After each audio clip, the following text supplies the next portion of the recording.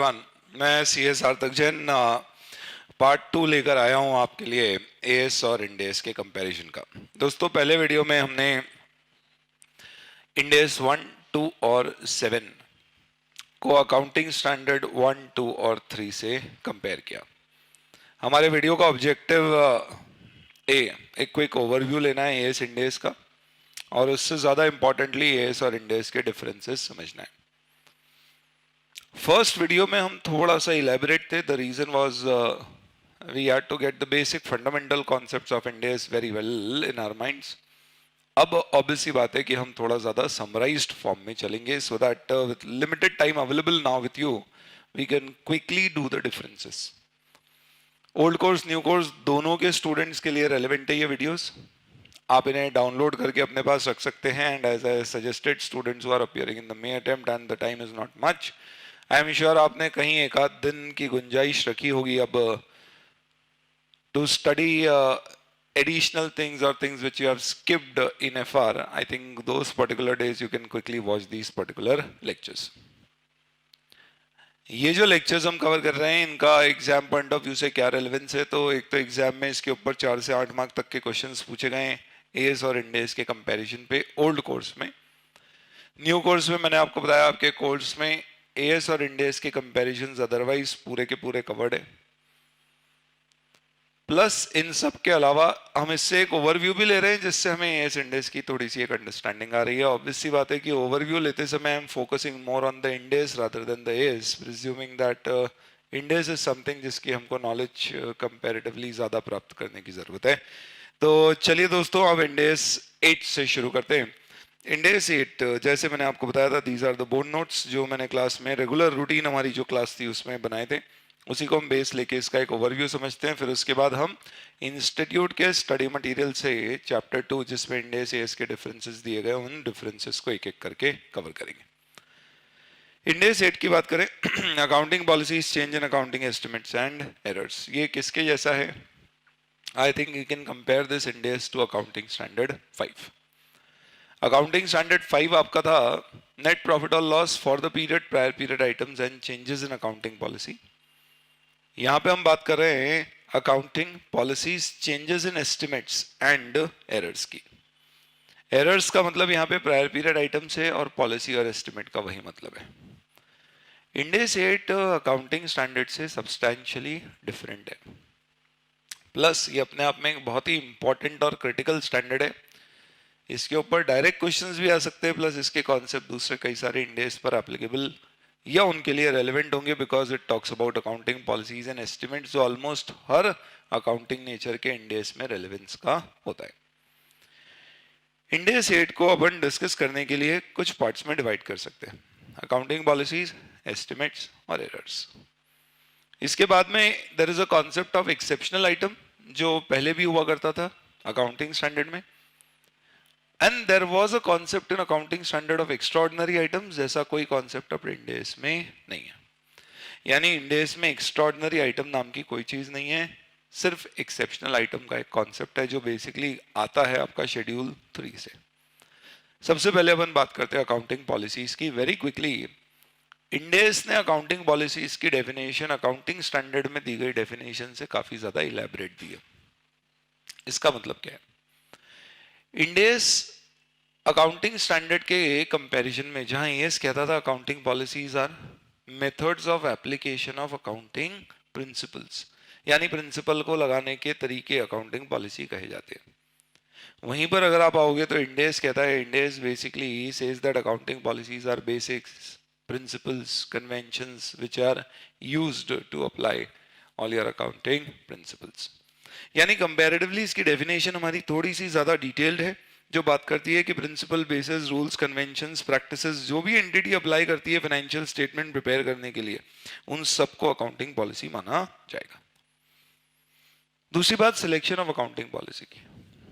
अब एक चीज आपको यहां पे मैं थोड़ी सी समझा दूं, अकाउंटिंग पॉलिसी की डेफिनेशन एज सच अगर हम देखें तो हमको पढ़ने को मिलती थी अकाउंटिंग स्टैंडर्ड 1 में। पॉलिसी सिलेक्ट कैसे करना है ये भी बात होती थी अकाउंटिंग स्टैंडर्ड 1 में, लेकिन पॉलिसी का चेंज और उसके डिस्क्लोजर्स दिए गए थे अकाउंटिंग स्टैंडर्ड 5 में। इंड एस में अकाउंटिंग पॉलिसी की डेफिनेशन, उसके disclosure, in fact I should say उसकी डेफिनेशन, उसका सिलेक्शन का बेसिस, और अगर चेंज हुए तो उसकी अकाउंटिंग और उसके डिस्क्लोजर, सब कुछ इंड एस 8 में दिए गए। अकाउंटिंग पॉलिसीज का in general disclosure end S 1 में दिया गया है, बट अगर पॉलिसी चेंज हुई तो क्या डिस्क्लोजर देना है वो इंड एस 8 में दिया गया। Now I'll give you a bifurcation between Ind AS 8 versus AS 5 and AS 1, but उससे पहले Ind AS 8 क्या कहता है? Ind AS 8 कहता है कि अकाउंटिंग पॉलिसीज का सिलेक्शन करना मतलब क्या हुआ। अकाउंटिंग स्टैंडर्ड 1 में आपको याद होगा सिलेक्शन ऑफ अकाउंटिंग पॉलिसी के 3 प्रिंसिपल हुआ करते थे। पहला सब्सटेंस ओवर फॉर्म, दूसरा प्रूडेंस और तीसरा मटेरियलिटी, जो कहते थे कि जब भी आपके पास एक से ज्यादा पॉलिसीज की चॉइस हो तो आप इन तीनों सिद्धांतों को ध्यान में रख के अपनी सही पॉलिसी का चुनाव करें। इसका मतलब फीफो या वेटेड एवरेज अगर आपके पास ऑप्शन है तो ऐसा नहीं कोई भी पॉलिसी चूज कर ली आपने। पॉलिसी आप कौन सी चूज करेंगे? जो सब्सटेंस ओवर फॉर्म के सिद्धांत को प्रिवेल करे, जो मटेरियलिटी, इनफैक्ट जो प्रूडेंट हो, कंजर्वेटिव हो, और साथ ही साथ में मटेरियलिटी ध्यान में रखना, इमटेरियल है तो जो चुनना है वो चुन लेना। जैसे एएस 1 ये 3 सिद्धांत देता था, वैसे ही इंड एस 8 भी कुछ सिद्धांत देता है सिलेक्शन ऑफ अकाउंटिंग पॉलिसी की, और वो कहता है कि आपकी अकाउंटिंग पॉलिसी का चुनाव ऐसा होना चाहिए कि फाइनेंशियल स्टेटमेंट की जो 2 बेसिक क्वालिटीज होती है, रेलेवेंस और रिलायबिलिटी, वो अचीव कर पाए। यानी सबसे पहली बात, आपकी पॉलिसी आपके लिए रेलेवेंट होना चाहिए, साथ ही साथ में रिलायबल होना चाहिए। और ये कब आ पाएगा, इसके लिए वो 5 सिद्धांत देता है। क्या बोलता है वो? सबसे पहले वो कहता है कि अकाउंटिंग पॉलिसी का जो सिलेक्शन है उसमें आप ध्यान रखें कि रिलायबिलिटी तभी आएगी जब आपकी पॉलिसी सब्सटेंस और फॉर्म सेम प्रिंसिपल यहाँ पर भी है, प्रूडेंस का सिद्धांत यहाँ पर भी है, मटेरियलिटी का सिद्धांत यहाँ पर भी है। ये इन जनरल बोलता है that what is also critical for us is it should give us fair presentation and it should provide neutrality of information. यानी 2 चीजें और ऐड हो गई, एक फेयर प्रेजेंटेशन और एक न्यूट्रलिटी। यानी ये क्या बोलता है कि जब भी आपके पास अकाउंटिंग पॉलिसी की चॉइस लेने का क्वेश्चन उठे तो आप ऐसा करना जिससे फेयर प्रेजेंटेशन आए। जैसे कि इसका मतलब क्या हुआ, सपोज मेरे पास चॉइस है फीफो और वेटेड एवरेज में से कोई एक मेथड यूज करने की। अगर आपकी इन्वेंटरी की प्राइस बहुत ज्यादा फ्लक्चुएट होती है तो fair presentation would actually come in weighted average, क्योंकि फीफो में डर है कि इस साल प्राइस अगर बढ़ती गई तो आपकी इन्वेंट्री बहुत ज्यादा आएगी, गिरती गई तो आपकी इन्वेंट्री की वैल्यू बहुत कम आएगी, क्योंकि फीफो में लेटेस्ट स्टॉक बचता है, पहले आया पहले गया। पर वेटेड एवरेज में क्या आएगा, प्राइस अगर फ्लक्चुएट कर रही है तो आपकी इन्वेंट्री भी हमेशा एवरेज प्राइस पे चलेगी। यानी फेयर प्रेजेंटेशन तभी आ पाएगा जब आप अपनी इन्वेंट्री को क्या करेंगे, वेटेड एवरेज पर लेंगे। हाँ, प्राइस में कोई ज्यादा फ्लक्चुएशन नहीं है तो फिर आप सिंपल मेथड यूज कर सकते हैं, FIFO is a simple method. क्योंकि आपके लिए एज सच कोई बहुत ज्यादा मटेरियल मैटर नहीं है कि आप फीफो ले या वेटेड एवरेज, क्योंकि आपकी प्राइस ही क्या है, मोर और लेस कांस्टेंट है।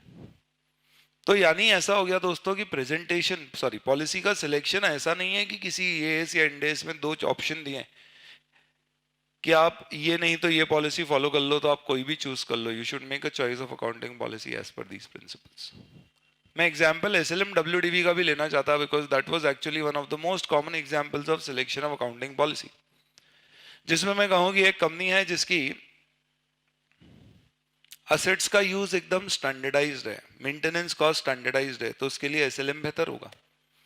जैसे किंगफिशर अपने एयरलाइंस में एयरक्राफ्ट को 5 साल में बदल देता था, तो एयरक्राफ्ट 5 साल में बदल देते थे। माल्या जी मानते थे एयरक्राफ्ट एयर होस्टेस कभी पुरानी नहीं होना, 5 साल में दोनों को बदल दो। अभी अपन बात करते हैं टेंजिबल एसेट्स की, एयरक्राफ्ट की, तो वो एसएलएम मेथड उनके लिए अप्रोप्रिएट है। लेकिन इंडियन एयरलाइंस में ऐसा नहीं होता था।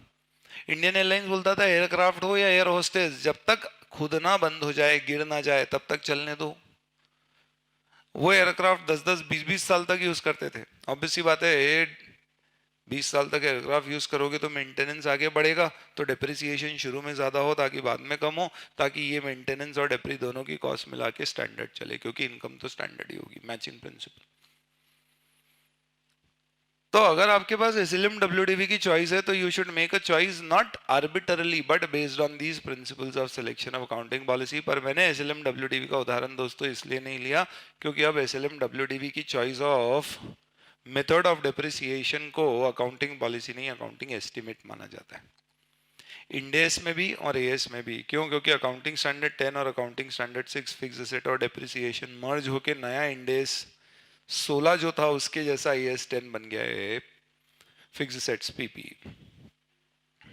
और वहां पे साफ साफ कहा गया है कि choice of method of depreciation is assumed to be a choice of accounting estimate and not a choice of accounting policy। ध्यान रखना ये इंपॉर्टेंट मैटर है, इसलिए आप इसको यहाँ पे याद रखेंगे कि यहाँ पे हम उसका एग्जाम्पल नहीं ले सकते। तो selection of accounting policy in days में रिलायबिलिटी और रेलेवेंस को ध्यान में रखते हुए, और रिलायबिलिटी में 5 पॉइंट्स को ध्यान में रखते हुए, फेयर प्रेजेंटेशन, न्यूट्रलिटी, न्यूट्रलिटी यानी being unbiased, and then the normal principles which is prudent conservative होना चाहिए, सब्सटेंस ओवर फॉर्म को फॉलो करे, और ध्यान रखे कि सारी मटेरियल इंफॉर्मेशन कंप्लीटली प्रेजेंट हो जाए, प्रॉपर्ली प्रेजेंट हो जाए। तो इस तरह से आप पॉलिसी का सिलेक्शन करेंगे अंडर इंड एस 8। ये बात की गई थी कहां पर? अकाउंटिंग स्टैंडर्ड 1 में। Disclosure of accounting policy end S 1 में हमने डिस्कस कर लिया, वहीं पर होता है। चेंज इन पॉलिसी की बात करते हैं। क्या पॉलिसी चेंज की जा सकती है? सबसे पहली बात तो इंड एस 8 कहता है for similar transactions and events you should have similar accounting policies. ध्यान रखना ऐसा कहीं पर भी एएस 5 या एएस 1 में नहीं कहा था। एएस 1 कहता था कि कंपनी जो भी पॉलिसी चूज करे उसे कंसिस्टेंटली फॉलो करे, पर ये नहीं कहता था कि एक जैसी चीजों के लिए एक जैसी पॉलिसी होना चाहिए। इंड एस 8 कहता है for similar events and transaction similar accounting policy should be selected first. Second, accounting standard कहता था अकाउंटिंग पॉलिसी चेंज 3 केस में की जा सकती है, change in law, change in accounting standard and better presentation. Ind AS बोलता है अकाउंटिंग पॉलिसी में चेंज कब किया जा सकता है? तो ये बोलता है जब आपको लगता है कि change in accounting policy is required by any Ind AS, then you should do a change in accounting policy. इसके अलावा बोलता है अगर कोई change in accounting policy Ind AS की रिक्वायरमेंट नहीं है, लेकिन आप करना चाहते हैं फॉर बेटर प्रेजेंटेशन, जिसे बोला जाता है voluntary change in accounting policy, that is also permitted. जो लॉ वाला एक्सेप्शन डाला गया था कि लॉ चेंज होने के कारण अकाउंटिंग पॉलिसी चेंज की जा सकती है इसमें, वो पर्टिकुलरली स्पेसिफिकली इंडेस में लिखा हुआ नहीं है। उसका कारण आपको पता है, internationally IFRS are prevailing over the law, यानी लोकल लॉ और आईएफआरएस पे कॉन्ट्राडिक्शन होता है तो आईएफआरएस बोलता है आईएफआरएस मानो, ना कि लोकल लॉ। हालांकि इंडिया में हम ऐसा नहीं करते, इंडेस और लॉ में कॉन्ट्राडिक्शन होगा तो हम लॉ मानेंगे, पर यह चीज स्पेसिफिकली कहीं पर इंडेस में लिखी नहीं गई है। तो चेंज इन अकाउंटिंग पॉलिसी कब होगा? When it is required by any Ind AS और voluntary. That is point number 1। Second, Ind AS define करता है इलेबोरेट मैनर में कि पॉलिसी का चेंज कब कब हो सकता है। In fact what is a change in policy? वो कहता है कि अगर कोई नई इवेंट और ट्रांजैक्शन आपके सामने आई है तो उसे चेंज इन पॉलिसी नहीं, अडॉप्शन ऑफ पॉलिसी मानना। सिमिलरली जब आपको कंफ्यूजन हो कि ये चेंज इन पॉलिसी है या चेंज इन एस्टिमेट, तो फिर आप ये मानिएगा कि it is a change in estimate. In fact अगर हम देखें तो इंडेस इस तरह से क्या करता है, सारी चीजों को इलेबोरेट करके हमको एक्सप्लेन करता है कि इसे किसे क्या कंसिडर किया जाएगा। What is more important to be understood here is, ये देखिए हम, इंडेस इस तरह से चेंज इन अकाउंटिंग पॉलिसीज को डिफाइन करते हैं। इंडेस कहता है कि when there is a change in accounting policy you need to understand, कई बार ये चेंज अगर कोई इंडेस की रिक्वायरमेंट के कारण, in fact what it says is a, if the change is due to adoption of Ind AS then you will have to change all the policies. ऐसी particular case में आपको क्या करना पड़ेगा, ये अलग से डिफाइन किया है। अदर देन दैट आपने किसी इंडेस में चेंज होने के कारण पॉलिसी चेंज की तो क्या होगा, ये अलग से डिफाइन किया गया। वॉलंटरली चेंज किया गया तो क्या होगा, ये अलग से डिफाइन किया गया। और इंडेस क्या कहता है? 1, पहली बार इंडेस अडॉप्ट करने के कारण अगर आपको पॉलिसी चेंज करना है तो ए, रिस्पेक्टिव इंडेस में जो कहा गया है वो फॉलो करो, और अगर रिस्पेक्टिव इंडेस साइलेंट है तो इंडेस 101 first time adoption of इंडेस follow करो। वहां जो आपको प्रिंसिपल्स दिए हैं फर्स्ट टाइम अडॉप्शन ऑफ इंडेस के, वो बेसिस होंगे चेंज इन पॉलिसी के पहली बार के लिए। नेक्स्ट, हम इंडेस ऑलरेडी फॉलो कर रहे हैं और कोई इंडेस में चेंज हो गया तो हमें पॉलिसी चेंज करना है। अगर वो चेंज की अकाउंटिंग इंडेस में गाइडेड है या उसके ट्रांजिशनल प्रोविजन में दी गई है तो आप उसे फॉलो करो, नहीं दी गई है तो फिर आप इंडेस 8 लगाना। थर्ड, अगर आप वॉलंटरली पॉलिसी चेंज करते हैं तो भी आप इंडेस 8 लगाओगे। और इंडेस 8 अनलाइक AS 5, अकाउंटिंग स्टैंडर्ड 5 सिर्फ ये बताता था पॉलिसी चेंज कब करना और करो तो डिस्क्लोजर क्या देना, अकाउंटिंग नहीं बताता था, वो बोलता था अकाउंटिंग जैसा जो जो AS बोले वैसी होगी। लेकिन इंडेस 8 कहता है कि अगर रिस्पेक्टिव इंडेस गाइड नहीं करते हैं कि किस तरह से चेंज इन पॉलिसी को ट्रीट किया जाएगा, तो चेंज इन अकाउंटिंग पॉलिसी को हमेशा रेट्रोस्पेक्टिव इफेक्ट से ट्रीट किया जाएगा। और retrospective application of accounting policy के बारे में ऑलरेडी हम इंडेस 1 में डिस्कस कर चुके हैं। इसका मतलब आपके प्रीवियस ईयर और उससे पहले की previous year opening balance sheet की फिगर्स आपके बनेंगे और रीस्टेट होंगे। तो प्रीवियस ईयर के फिगर्स रीस्टेट होंगे, previous year opening balance sheet बनाना पड़ेगी अगर किसी चेंज इन अकाउंटिंग पॉलिसी का मटेरियल इफेक्ट है, which we have discussed in the first lecture. तो change in policy will have a retrospective application. Ind AS 8 specifically ऐसा कहता है, यानी अब पॉलिसी का चेंज रेट्रोस्पेक्टिव आपको हमेशा करना होगा अनलेस कोई इंडेस स्पेसिफिकली आपको कुछ अलग करने के लिए कहे। हालांकि एक चीज ध्यान रखना, change in basis of measurement जो हम बोलते हैं नॉर्मली पीपी में आपने सुना होगा, कॉस्ट से फेयर वैल्यू मेथड पे हम शिफ्ट हो गए सपोज, तो ये बेसिस ऑफ मेजरमेंट का चेंज है। पहले हम कॉस्ट बेसिस पे मेजर करते थे और अब फेयर वैल्यू बेसिस पे मेजर कर रहे हैं। Change in basis of measurement though it is an accounting policy but it is not guided by Ind AS 8, क्योंकि वहां पे रेट्रोस्पेक्टिव एप्लीकेशन नहीं होता है। सिमिलरली रेट्रोस्पेक्टिव एप्लीकेशन का एक एक्सेप्शन होता है इम्प्रैक्टिकेबिलिटी। कई बार कोई पॉलिसी को बैकडेट में जाके लगाने के लिए आपको बैकडेट में जाके कुछ अजम्पशंस भी लेना पड़ेंगे कि अगर मैं ऐसा पहले से करता तो उस दिन मेरे एस्टिमेट्स क्या होते, और आपको लगता है कि that is not possible for you to do it, या आपको लगता है प्रैक्टिकल डिफिकल्टी है। मैं फीफो से वेटेड एवरेज पे आया और मैं चाहता हूं कि मैं बैकडेट से वेटेड एवरेज लगाऊं, I don't have that much data क्योंकि मेरे पास बहुत सारी स्टॉक आइटम्स हैं और बहुत सारे मूवमेंट है, रिकम्प्यूट करना मेरे लिए संभव नहीं है कि पहले से वेटेड एवरेज से स्टॉक वैल्यू करते तो कैसे होता। ऐसी पर्टिकुलर सिचुएशन में फिर आप इम्प्रैक्टिकेबिलिटी का एग्जाम्पशन यूज करते हुए from the earliest possible date retrospective application दे सकते हैं। तो आपको लगता है इस साल के ओपनिंग स्टॉक को रीस्टेट बस कर सकता हूं, उतना कर दो, नहीं कर सकते उसको भी ईयर एंड का ही कर सकते हैं, उसे कर दीजिए। तो इम्प्रैक्टिकेबिलिटी के बेसिस पे there is an exception which is there. दूसरा, इंडेस ना बोले रेट्रोस्पेक्टिव लगाने का तो मत लगाना, और change in basis of measurement को भी इस इंडेस में कवर नहीं किया जाएगा, यानी कॉस्ट टू फेयर वैल्यू या फेयर वैल्यू टू कॉस्ट में नेसेसरली रेट्रोस्पेक्टिव एप्लीकेशन नहीं होगी। So this are your principles with respect to change in accounting policies. तो अकाउंटिंग पॉलिसी में मोस्टली इंडेस ये तीन बातें करते हैं, डेफिनेशन, सिलेक्शन और चेंज। इसके अलावा डिस्क्लोजर्स हैं, दो are detailed disclosures which you have to give basically on your choice of accounting policies. Accounting estimates पर आते हैं। इंडेस अकाउंटिंग एस्टिमेट्स के बारे में क्या बोलता है, तो एस्टिमेट्स की बातचीत एज सच कंपैरेटिवली बहुत ही क्या है, समराइज, संक्षिप्त है इंडेस में। इंडेस सिंपली कहता है कि अकाउंटिंग एस्टिमेट्स का मतलब क्या होता है, whenever you don't have precise information you use approximations, those approximations are estimates. Whenever you change an accounting estimate, if it is guided by respective index, do it as per that.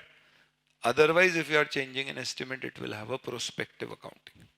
Prospective accounting का मतलब हम ये नहीं देखेंगे कि पहले हमने earlier what we had done, we don't have to restate that, बस आने वाले समय में हम इसको change कर देंगे। तो change in life of asset, change in residual value of asset, और अब even change in method of depreciation of asset is all assumed to be change in estimate. और क्योंकि ये चेंज इन एस्टिमेट है, तो अब आज की तारीख में अगर आपको लगता है कि एसएलएम से डब्ल्यूडीवी पे जाना है, तो बस इस साल से डब्ल्यूडीवी लगाना शुरू कर दो, रीस्टेट पुराना कुछ करने की जरूरत नहीं है, रेट्रोस्पेक्टिव एप्लीकेशन नहीं लगेगा। लाइफ रेसिडुअल वैल्यू चेंज होती है तो एएस में पहले भी हम ऐसे ही करते थे, अभी भी हम ऐसे ही करेंगे। ध्यान रखना, ये जो चेंज हुआ है, चेंज इन पॉलिसी को चेंज इन एस्टिमेट माना गया है with respect to choice of method of depreciation. ये सिर्फ इंडेस में नहीं हुआ है, एएस में भी हो गया, यानी एएस इंडेस दोनों कहते हैं एसएलएम टू डब्ल्यूडीवी और WDV to SLM is now a change in estimate and it should be accounted for prospectively and not retrospect. जहां तक एस्टिमेट्स की हमारी डिस्क्लोजर की बात है, वो बात हम इंडेस 1 में कर चुके हैं। आपको याद भी होगा इंडेस 1 में हमने पढ़ा था कि एस्टिमेट्स जितने सिग्निफिकेंट है, जिसमें सिग्निफिकेंट अनसर्टेनिटी है वो सारे आपको डिस्क्लोज करना चाहिए along with the basis, and then come on to the errors. दोस्तों, unlike prior period items, Ind AS 8 uses the word errors, और वो बोलता है एरर्स आर व्हाट, तो it says error includes frauds, और ये बोलता है एरर का मतलब बेसिकली क्या होता है, फेलियर टू यूज और misuse any information for the purpose of application of accounting. यानी एरर में ये बोलता है कि error includes frauds, it means errors और ओमिशंस टू यूज और misuse any financial information while applying accounting principles। यानी घुमा फिरा के ये एरर्स और प्रायर पीरियड आइटम दोनों का मतलब वही है, आपसे कोई गलती हुई है या आप कोई चीज छोड़ गए। गलती कैसी हुई है, कोई इंफॉर्मेशन आपके पास अवेलेबल थी या कराई जा सकती थी पर आपने उसे यूज ही नहीं किया या मिसयूज कर लिया अकाउंटिंग करते समय, तो वो गलती है।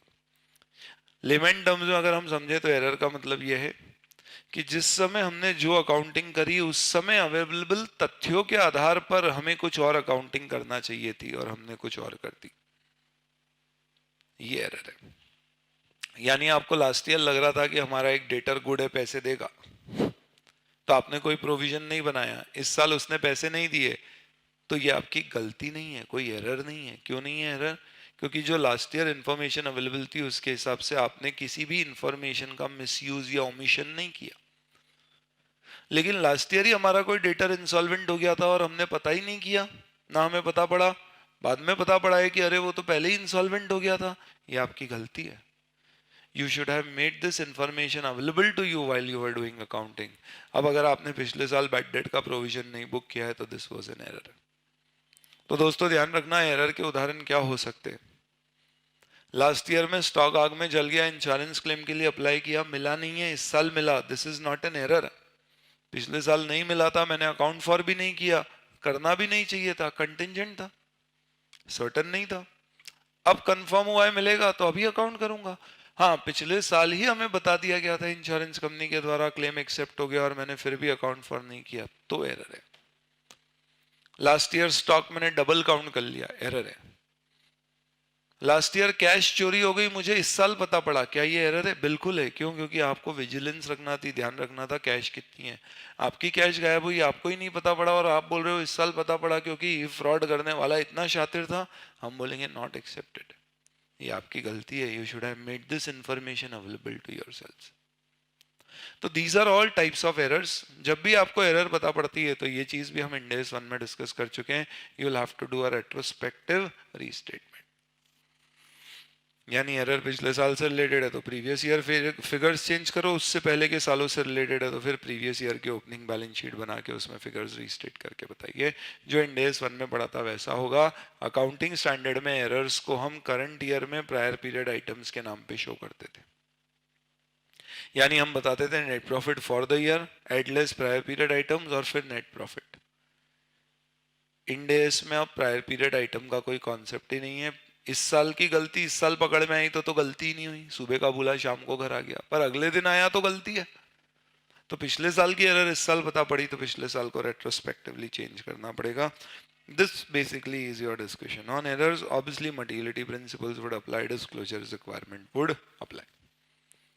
तो ये तीन मुद्दे हैं जो इंड AS में डिस्कस किए गए। इसके अलावा इंड AS बोलता है कि अगर आपको लगता है कि कोई भी ऐसी आइटम है जो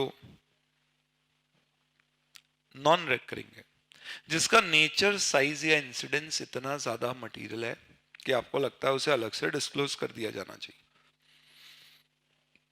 जैसे कि लेबर की स्ट्राइक हुई, बहुत बड़ा कंपनसेशन इस पर देना पड़ा, that is non recurring and should be disclose separately, ताकि यूजर्स को पता पड़े कि इस साल हमारे प्रॉफिट्स कम होने का बड़ा कारण क्या है।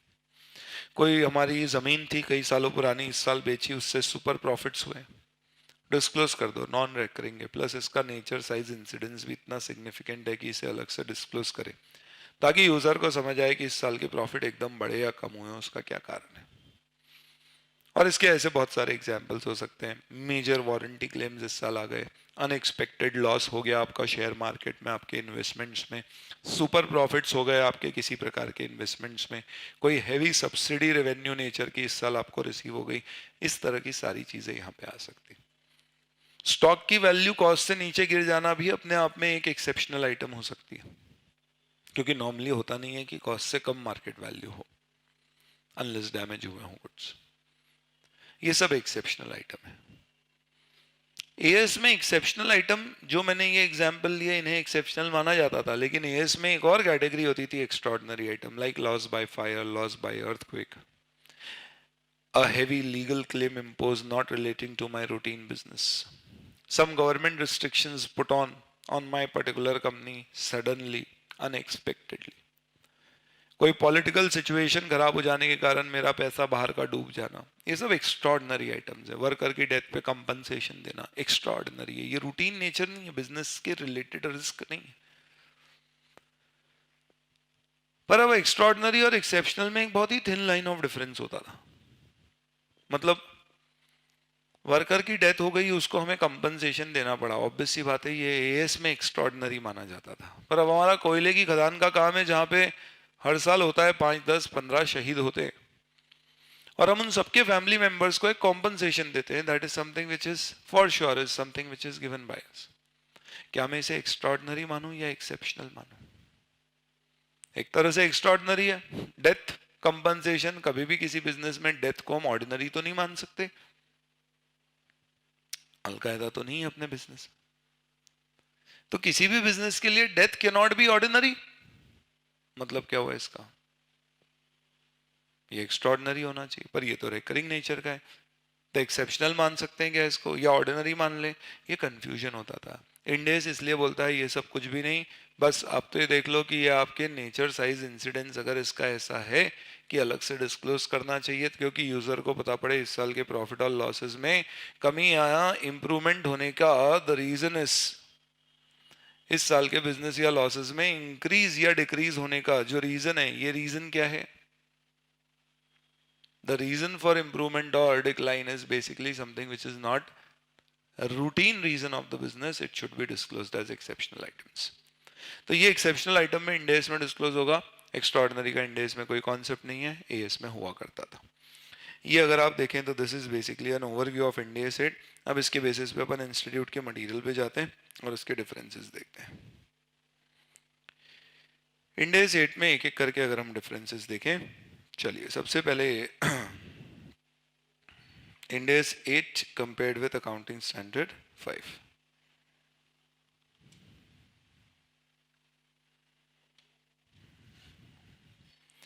ऑब्जेक्टिव, एएस का ऑब्जेक्टिव सिर्फ और सिर्फ चीज़ों को डिफाइन करके उसके डिस्क्लोजर्स दिलवाना था, ताकि यूजर को पता पड़े कि इस साल के प्रॉफिट में कितना impact change in policy, prior period item, exceptional extraordinary item के कारण है। एएस का ऑब्जेक्टिव ये तो है ही है, पर इससे ज्यादा ये भी है कि अकाउंटिंग प्रिस्क्राइब करे कि पॉलिसी चेंज, एस्टिमेट चेंज और प्रायर पीरियड आइटम्स को अकाउंट फॉर कैसे किया जाना चाहिए। दोनों के ऑब्जेक्टिव रिलेटेड डिस्क्लोजर्स देना होते थे। एक्स्ट्रॉर्डिनरी आइटम का कॉन्सेप्ट एनडीएस में बचा ही नहीं। अकाउंटिंग पॉलिसी की डेफिनेशन एएस 5 में बहुत ही रिस्ट्रिक्टेड थी, methods of applying accounting principles, जबकि इंडेस में it is much much more elaborate. It says it includes basis, conventions, rules, practices applied by entity in preparing, presenting financial statement. Change in accounting policy में as सिर्फ बताता था what is a change in policy और उसके disclosures क्या देना है। Ind AS accounting भी प्रिस्क्राइब करता है। Now that is the next point, accounting for changes in policies. Retrospective application of changes in accounting policies. इंडेस में एक्सेप्शन है क्या रेट्रोस्पेक्टिव एप्लीकेशन का? हाँ, अगर कोई दूसरा इंडेस बोले तो रेट्रोस्पेक्टिव एप्लीकेशन नहीं लगेगी, और अगर इम्प्रैक्टिकेबल हो रेट्रोस्पेक्टिव एप्लीकेशन देना तो भी नहीं लगेगी। ऑब्वियस सी बात है, ये अकाउंटिंग ही नहीं बताता था तो रेट्रोस्पेक्टिव एप्लीकेशन का कोई एक्सेप्शन भी नहीं बताएगा। ऐसे भी अकाउंटिंग स्टैंडर्ड में कभी भी रेट्रोस्पेक्टिव चेंज ऑफ पॉलिसी का कोई लॉजिक या कोई कॉन्सेप्ट नहीं होता था। प्रायर पीरियड आइटम्स की अगर हम बात करें तो इंडेस में जिसे हम एरर्स कहते हैं, एएस में प्रायर पीरियड आइटम कहते थे, एएस में करंट ईयर में डिस्क्लोज करते थे, और इंडेस में हम उसको प्रीवियस ईयर में रीस्टेटमेंट के थ्रू एडजस्ट करते थे। डेफिनेशन थोड़ी डिफरेंट है लेकिन मतलब दोनों का सेम है. Rectification of material prior period errors, retrospective rectification में discuss. Disclosure requirements is okay. Ind AS has more disclosures in every Ind AS than compared to AS. This is your Ind AS 8. अब आते हैं Ind AS 10 पे. Ind AS 10 में events after the reporting period या events after the reporting date. ये आपने सुना होगा events after the reporting date, events after the reporting period में basically हम बात करते हैं बैलेंस शीट डेट के बाद, लेकिन फाइनेंशियल स्टेटमेंट के अप्रूव होने तक जो इवेंट्स होती हैं. For example, my balance sheet date is 31st March. Board of Directors approved the financial statement on 30th April. 31st May, auditor gave the report. And 30th June, we did AGM and adopted the financial statements. सबसे पहली चीज ध्यान रखना, events after the reporting period या events after the reporting date सिर्फ इस period से related events को कहते हैं. यानी approval of financial statement by approving authority की तारीख तक हुई इवेंट्स को events after the reporting date कहा जाता है. अगर आप ऑडिट में पढ़ोगे तो ऑडिट में there is a concept of subsequent events, और सब्सिक्वेंट इवेंट्स में you just do not include events till audit report date but also events till circulation and adoption of financial statement. ये भी subsequent events में आती है. But ये concept audit का है.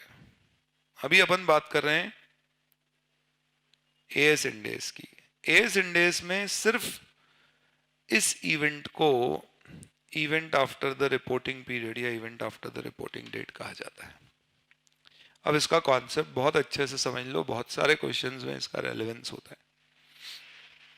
एक सिंपल सी चीज समझना यहाँ पे.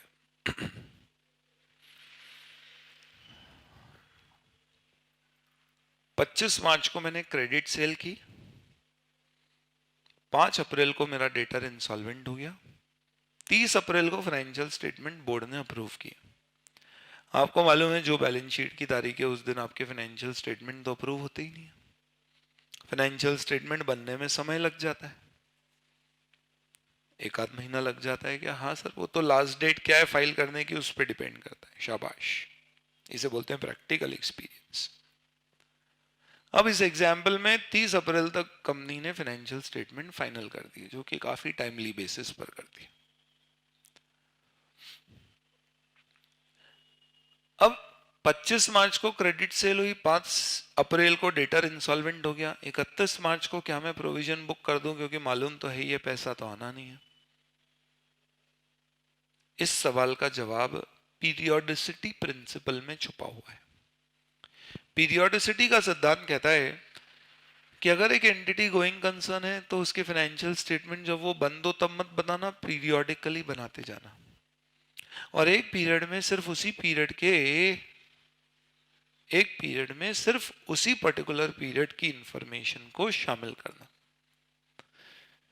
अगले साल की इंफॉर्मेशन इस साल मत लेके आना, भले ही वो लॉस हो.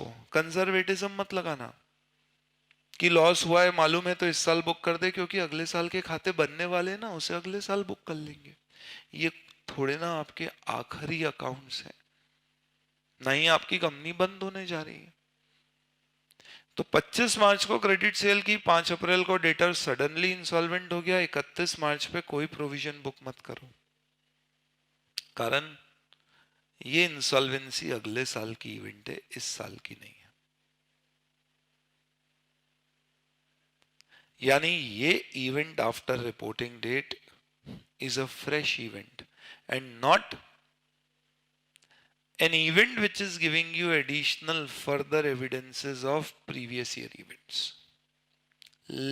अगर इस एग्जाम्पल में ऐसा होता, 25 मार्च को क्रेडिट सेल हुई, 31 मार्च को मुझे लग रहा था कि पैसा नहीं आएगा क्योंकि डेटर फोन नहीं उठा रहा है,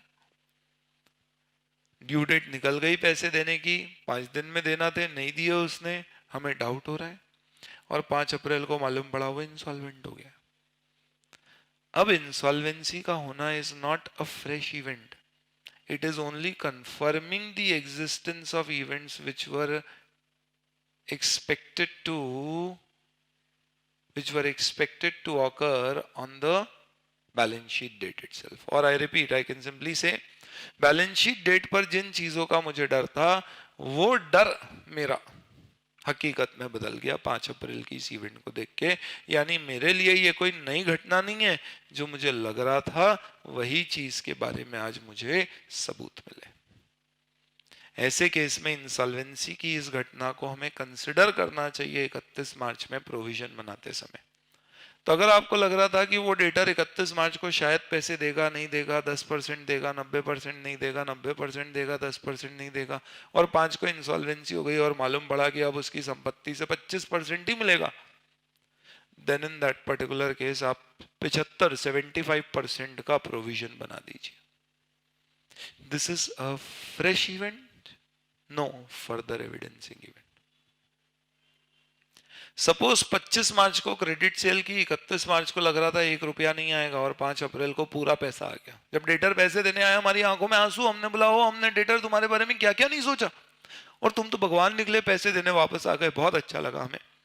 डेटर ने बोला हालात खराब थे, नियत नहीं, इसलिए पैसे देने वापस आए। 5 अप्रैल को उसने पूरे पैसे वापस दे दिए। क्या 31 को मुझे डर था कि पैसे नहीं आएंगे इसलिए प्रोविजन बनाऊं या छोड़ दूं? छोड़ दो, मत बनाओ प्रोविजन। क्यों? क्योंकि 5 की घटना आपको फर्दर एविडेंस दे रही है 31 पे मौजूद घटनाओं के बारे में।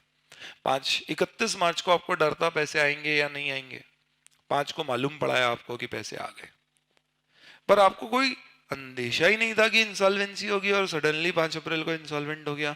ये अगले साल की इवेंट है, इस साल इसे कंसिडर नहीं करें। तो दोस्तों एक चीज ध्यान रखना, 31 मार्च पे अगर आपको कहीं एस्टिमेट लेने की जरूरत है, समझने के लिए बता रहा हूं, इससे दिमाग में बैठेगा, एस्टिमेट लेने की अगर आपको 31 मार्च पे कहीं कोई जरूरत है और उस एस्टिमेट से रिलेटेड कोई एडिशनल इंफॉर्मेशन अगर आपको फाइनेंशियल स्टेटमेंट के अप्रूवल तक पता पड़ती है, तो क्यों ना उस इंफॉर्मेशन को यूज करके बेहतर या सही एस्टिमेट लें, रादर देन 31 मार्च पे जो मौजूद इंफॉर्मेशन है उसके आधार पर गलत एस्टिमेट लें। यानी you can update your knowledge with subsequent information provided they relate to the previous year. तो 31 मार्च को अगर मैं कहता हूं सपोज फॉर एग्जांपल कि मेरे ऊपर कोई कोर्ट में केस लगाया, मुझे पता नहीं हारेंगे या जीतेंगे, और 25 अप्रैल को उसका डिसीजन आ गया, तो उसके डिसीजन का इम्पैक्ट 31 मार्च की प्रोविजनिंग में होना चाहिए। पर अगर आपके ऊपर सडनली केस ही 25 अप्रैल को लगा है, पहले पता ही नहीं था लगने वाला है, तो भले ही वो इवेंट पिछले साल से रिलेटेड हो जिस पे केस लगा है, इसे अगले साल अकाउंट फॉर करेंगे। एक और एग्जांपल लेता हूँ, 31 मार्च को मेरा स्टॉक जो मैंने 100 रुपए की कॉस्ट पे खरीदा था, मार्केट वैल्यू गिर के 80 हो गई है, तो 80 पे वैल्यू करेंगे। ये स्टॉक एक्चुअल में बिका 5 अप्रैल को 70 पे, क्या मैं 70 पे वैल्यू कर लूंगा 31 मार्च को? No, there is no change in estimate. Actual में 80 से 70 जो फर्दर डिक्लाइन है वो तो नेक्स्ट ईयर का है, इस साल का थोड़ी ना। हाँ, अगर मेरे पास जो स्टॉक रखा हुआ है 31 मार्च को, दैट इज से वर्क इन प्रोग्रेस, जिसकी मुझे सही मायने में वैल्यूएशन पता नहीं पड़ रही थी क्या है, और 5 अप्रैल को उसकी सही वैल्यू मुझे पता पड़ी है, तो वो वैल्यू फिर मैं यूज करूंगा, because this is actually helping me to take a correct और मोर अप्रोप्रिएट एस्टिमेट। तो इसके लिए हम कहते हैं कि events after the reporting date, जिसको कहा गया events after the reporting period, को 2 पार्ट में डिवाइड कर दो। एक जो आपको फर्दर एविडेंस देती है उन इंफॉर्मेशन की जो बैलेंस शीट डेट पर मौजूद है, और एक जो फ्रेश इवेंट है। जो फर्दर एविडेंस देने वाली हैं उन्हें आप कंसिडर करें, यानी इनकी अकाउंटिंग होगी। जो फ्रेश इवेंट है, इन इवेंट्स को आपको इग्नोर करना है, कंसिडर नहीं करना है, बट इंडेस बोलता है इसे डिस्क्लोज कर दो अगर ये सिग्निफिकेंट है to the understanding of user. Disclose कहां करना है? इंडेस के अनुसार you will have to disclose it in the financial statement notes, लेकिन अकाउंटिंग स्टैंडर्ड के अनुसार this is to be disclosed in the report of approving authorities या board of directors. This is one major difference which you need to understand. ये difference basically क्या कहता है कि आपको As per Ind AS, you don't have to disclose this at all. Sorry, as per accounting standard, you don't have to disclose it at all in financial statement. As per Ind AS, आपको financial statement में disclose करना है. AS पे हम सिर्फ directors report में बताते थे, fresh event. लेकिन दोस्तों इस पूरे concept के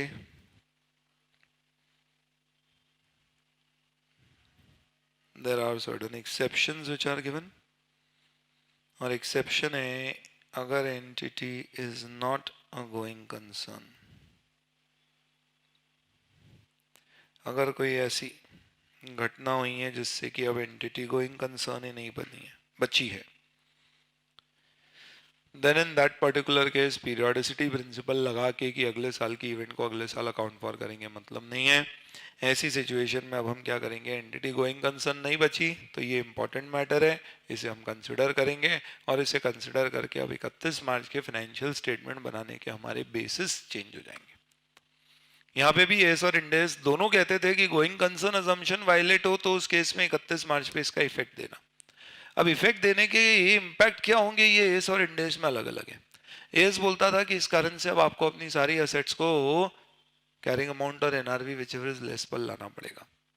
इंड एस बोलता है कि अगर आपकी एंटिटी गोइंग कंसर्न नहीं है तो अब आपको अपनी पूरी बेसिस ऑफ अकाउंटिंग चेंज करना होगी, considering that the entity is no more a going concern. और एंटिटी गोइंग कंसर्न नहीं होती है तो फिर उसकी अकाउंटिंग में क्या इंपैक्ट आते हैं. एक इंड एस 105 है जो discontinued operation assets held for sale की बात करता है. तो अलग अलग स्टैंडर्ड्स की एप्लीकेबिलिटी आपके ऊपर आ जाएगी और अब आपको अकाउंटिंग ऐसे करना होगी कि एंटिटी गोइंग कंसर्न नहीं है भले ही ये घटना 31 मार्च के बाद की. यानी सडनली सपोज फॉर एग्जांपल अप्रैल के मंथ में हमारी कंपनी के प्रोडक्ट्स को बेचने के लिए सरकार ने एक बंदिश लगा दी और हमें नहीं लगता कि हम कोई भी दूसरा प्रोडक्ट बना के बेच पाएंगे, एंटिटी को कंटिन्यू कर पाएंगे, बंद ही करना पड़ेगा. यानी सरकार ने हमारे बिजनेस को इलीगल डिक्लेयर कर दिया है. अब ऐसी पर्टिकुलर सिचुएशन में हमें क्या करना पड़ेगा, we'll have to shut down the business. तो 31 मार्च के फाइनेंशियल स्टेटमेंट ये सोच के बनाना कि एंटिटी गोइंग कंसर्न नहीं है, जबकि 31 मार्च पे आपके सर पे ऐसा कोई खतरा नहीं था कि आप गोइंग कंसर्न नहीं. So this is one exception which you will have to consider. That means you will have to consider the fresh event. Even if it is a fresh event, you will have to consider it in the previous year financial statements. And दूसरा exception जो है basically that is with respect to breach of any loan convenience. This is something which is not just important, super duper bumper important. Very, very, very, very, very, very important. Study material में इसके ऊपर कई सारे questions दिए हुए हैं, educational material में questions हैं, and there have been questions asked with respect to this in the mock test paper also. Breach of loan covenants का क्या लॉजिक है, ये अपन ने इंड एस 1 में भी डिस्कस किया था. वापस से एक बार क्विक रिकैप. ए, आपने लोन लिया. बी, लोन में कोई कंडीशन है जिसका पालन नहीं करने पे बैंकर आपसे पूरा लोन मांग सकता है. आपने उस कंडीशन का ब्रीच कर दिया. अब बैंकर के पास अधिकार है कि वो आपसे पूरा का पूरा लोन वापस मांग सकता है. उस लॉजिक से अब ये लोन करंट में क्लासिफाई होना चाहिए as a current liability. Balance sheet date पे बैंकर के पास अधिकार था कि वो हमसे पूरा पैसा मांग सकता है क्योंकि हमने कोई मटेरियल प्रोविजन ऑफ कॉन्ट्रैक्ट का ब्रीच किया है. तो मटेरियल कंडीशन का ब्रीच करने से बैंकर लोन पूरा का पूरा मांग सकता था, इसलिए ये लोन करंट हो गया. बैलेंस शीट डेट के बाद अगर बैंकर से कोई समझौता हो जाए जिससे बैंकर इसे 12 महीने के आगे तक डेफर कर दे, यानी 12 महीने तक हमें लोन रीपे करने की जरूरत ना हो, तो भले ही ये समझौता बैलेंस शीट डेट के बाद हुआ है, भले ही ये अपने आप में एक फ्रेश ट्रांजैक्शन है, इसे हम कंसिडर करेंगे ऑन 31 मार्च.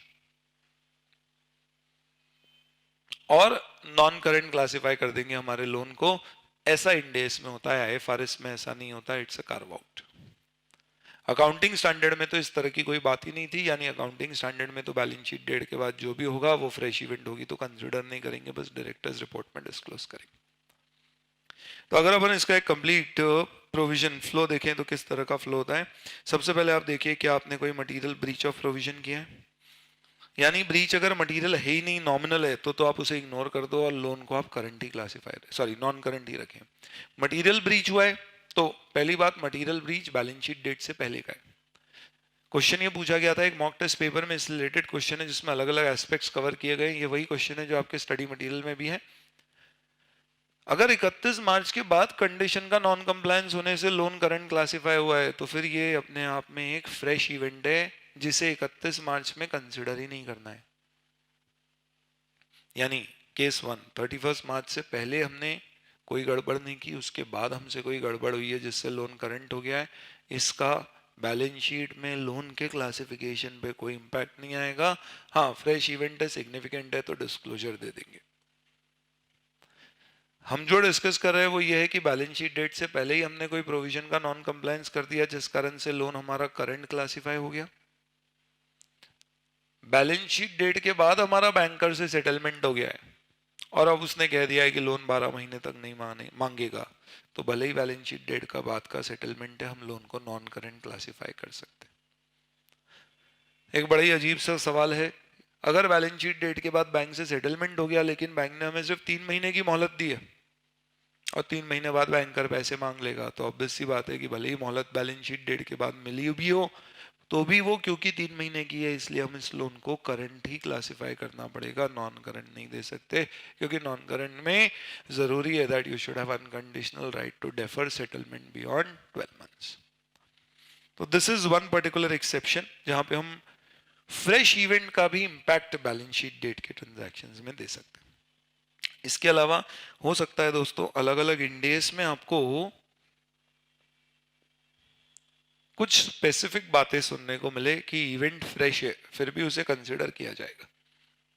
जैसे कि अगर आप इंडेस 33 ईपीएस में देखो तो बोनस शेयर का इशू अगर बैलेंस शीट डेट के बाद लेकिन बोर्ड के अप्रूवल से पहले भी आता है तो भी हम उसका डाइल्यूशन, इनफैक्ट उसका डाइल्यूशन नहीं है, उसका बेसिक ईपीएस पर जो रिडक्शन का इफेक्ट है वो रिडक्शन का इफेक्ट प्रीवियस ईयर में दे देते हैं भले ही bonus issue balance sheet date के बाद है।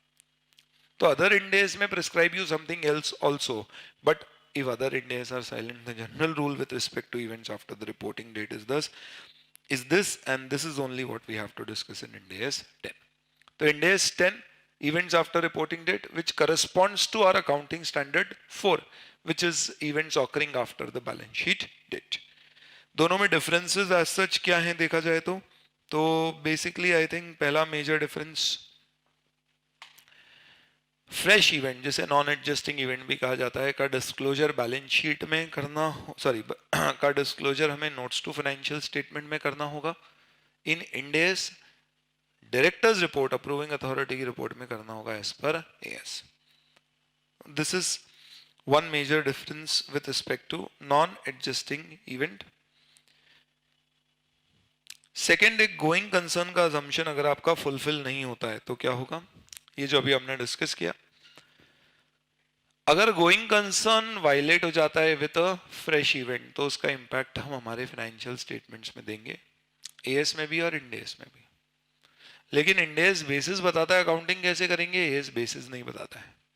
साथ ही साथ में अकाउंटिंग स्टैंडर्ड में अगर आप देखोगे तो एएस 1 बोलता है going concern basic accounting assumption है जो अगर फुलफिल ना हो तो आपको डिस्क्लोज करना पड़ेगा कि एंटिटी गोइंग कंसर्न नहीं है। जबकि इंड एस 1 में अगर आप देखेंगे तो इंड एस 1 में तो साफ साफ दिया गया है कि गोइंग कंसर्न अजम्पशन आपको टेस्ट करना है और रिपोर्ट करना है अगर कोई भी मटेरियल अनसर्टेनिटी है। इनफैक्ट आप ऐसे 700 का रिवाइज फॉर्मेट देखोगे तो उसमें भी ऑडिटर को गोइंग कंसर्न के ऊपर स्पेसिफिक कमेंट्स देना पड़ता है, which is quite similar to the requirements of Ind AS 1. So in that sense going concern के बारे में जो इनफैक्ट जो डिस्क्रिप्शन दिया गया है उसका वो कैसे अकाउंट फॉर करना है वो इंड एस और एएस में अलग अलग है। Breach in material provision of a long term loan arrangement, non current liability के किसी भी कंडीशन की मटेरियल कंडीशन के ब्रीच से जो लाइबिलिटी करंट क्लासिफाई हुई थी वो वापस नॉन करंट क्लासिफाई हो सकती है due to a fresh event if we are able to defer the settlement beyond 12 months. And then there is one small specific provision of distribution of non-cash assets to owners. Ind AS 10 में appendix में एक बात अलग से की गई है कि अगर आप कभी भी अपने ओनर्स को कैश के अलावा कोई भी दूसरी असेट्स का डिस्ट्रीब्यूशन करने की बात करते हैं जो कि भारत में परमिटेड नहीं है। दोस्तों भारत में ऐसा हो सकता है कि अपन ने एक कंपनी बनाई, इसे गोल्ड जिम नाम की अपनी एक कंपनी है जिसमें हमने क्या किया है, across the country gyms open किए हैं। दो लोग उसमें 50-50 की ओनरशिप शेयर कैपिटल के साथ ओनर बने, डिस्प्यूट हो गया कंपनी, हमने बोला कि यार आगे चलाए नहीं चलाए, कम करते हैं इसकी साइज। तो हमने बोला चलो पहले जो रिजर्व्स पड़े उसको बांट देते। क्या रिजर्व्स को हमें कैश में ही बांटना होगा डिविडेंड के रूप में? या हम ऐसा भी बोल सकते हैं कि हमारे जो ओनर्स हैं वो क्या करें, आधे आधे जिम रख लें, एक डंबल तू ले ले एक डंबल हम ले लें, ऐसा चलेगा क्या? नहीं, हमारे यहाँ पे we can not do distribution in non cash form. Dividend have to be distributed only in the form of cash. Non cash form में डिस्ट्रीब्यूशन सिर्फ कोर्ट की किसी पर्टिकुलर स्कीम के अंतर्गत अगर हमें परमिशन मिली है तो ही हम नॉन कैश एसेट्स का डिस्ट्रीब्यूशन कर सकते हैं।